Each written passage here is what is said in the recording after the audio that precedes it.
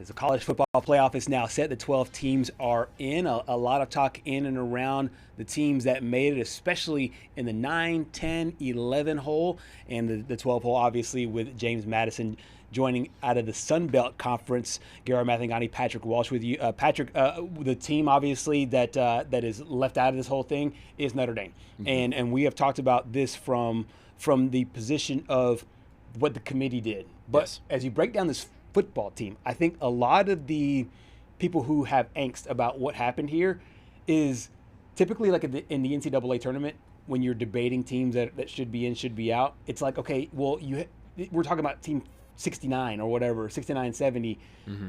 They're not teams that you think can win the national championship. I think that's the opposite case here because the way Notre Dame was playing makes you think they are a true contender. Look, I mean, here's the thing.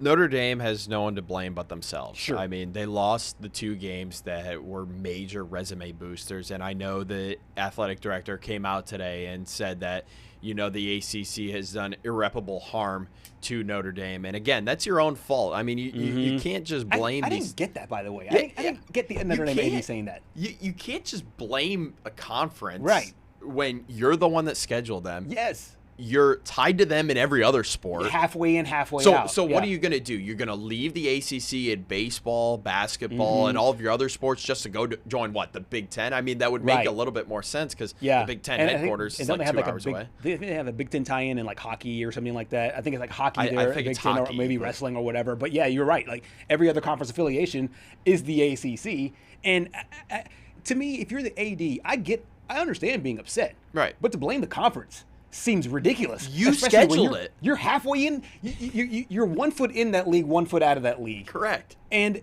so you want to be able to boast the ACC in every other realm outside of correct when it comes down to this, because essentially you played in AC. You tailor-made your schedule, by the way. So no, let's not forget that you scheduled this because you're independent, and you have common opponents, and you lost the game on the field. If you were in the league, you would likely have a chance to play in that college in the championship game. They did this to themselves. They made this bet. I didn't get that when he was talking. I think it was on Dan Patrick's show when he said that. I didn't get that at all. I never understood it. And, again, you have no one to blame but yourself. But here's the thing.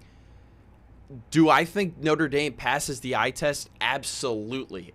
If we go off of strictly eye test only and no other factors, right? Just the eye test, and we'll go back to this graphic here.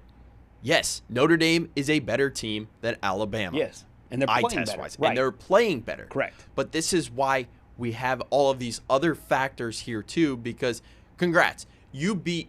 I want to say it was 2 teams that you beat that had a record of above 500 by the end of the year. Right. Congrats. You beat a Syracuse team 70-7 that had a litany of injuries. Right. You won by 5 on the road against a Boston College team that won 2 games all year.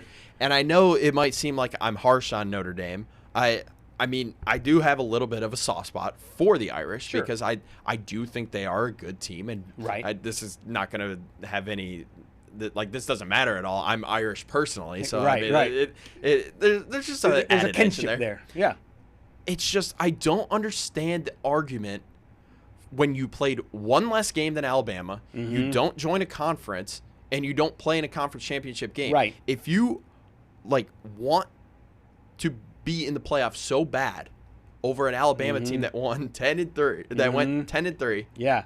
They join a conference. And there's some people that are talking from the Notre Dame standpoint. I think some of this might be what's the word? Some of this might be conspiracy theory talk that this is the establishment, this is the higher ups almost forcing Notre Dame to join a conference. And what I would say is leave it out of their hands. Yes. How do you do it? And you mentioned this. It'd be different if they were undefeated but beat a bunch of nobodies and they got left out. I would say, okay, maybe because you did it on the field, maybe you have a reason to be in. But you scheduled 2 teams that gave you the opportunity to make this college football playoff. You scheduled Texas A&M, right? And they're both in. And you lost both games. Correct, and you lost both those games at the beginning of the season. Kudos to you for credit for scheduling it, because, and I say same thing about Texas, and I'll say this when Roger comes on. I congratulate Texas for scheduling Ohio State, but part of the goodwill of that is you give yourself the opportunity to lose that game, and then now you have another data point to be out of it. So I congratulate them for scheduling Miami. Congratulate them for scheduling Texas A&M. But at the end of the day, they lost those games, and it's not Stanford's fault. Yes, I get they beat Pitt, but what did Pitt's coach say the week before? I don't care if we lose by 100. Thank you. Why? Because they don't have a conference. And so, and then congrats. You beat a Syracuse team that Miami only beat by 30. Well, guess what? You beat them by 63 while they were playing their walk-on quarterback, who's only there for lacrosse. Like, good job. I'm so glad that you managed to do that. You won 70-7 at home, and your quarterback didn't touch the ball until you were already up 21-0. Good job, but schedule tougher opponents, and don't come out and say your relationship with the ACC is damaged beyond repair.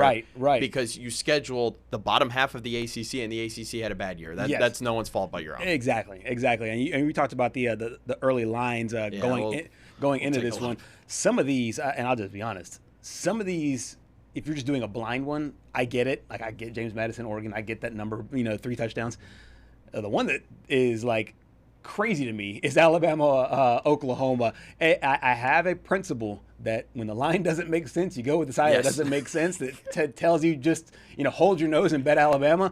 I just don't get how this committee. And I want to talk to an odds maker to say, okay, what's the logic here? Yeah. Because Alabama has not looked good in the last 2 road games, and I don't know how you just saw what you just saw in Atlanta and say, hey, Bama's a favorite. I mean, the only thing I could think of is just it's so hard to beat a team twice, but I'm also looking at the over-under, and it's set at 40.5. Yeah, so, exactly. I mean, that might be generous as well. I still think this could be like a 7-6 final score. Easily. With just 2 really bad offenses as of late. Going at 2 really good defenses as of late. Miami at Texas A&M. I was talking to you about this yesterday. I think this is going to be the game of the weekend, honestly. Yeah, this is going to be fun. You look at the other games, Tulane at Ole Miss, 16.5, and then James Madison at Oregon. I mean, again, you brought it up. I'm glad we're getting the group of 5s in. Yeah. But if we want the best 12 teams in college football, I think you could have made the exception for Boise State last year, because I think they could have won a game last year. Right. Either Tulane or James Madison. I don't think they win a single. I don't think it's so either. And I think that, like I said, you can invite them to the dance. But it doesn't always make the dance the best product ever. So we'll see how that all shakes out over the next couple of weeks. I think that first game is next Friday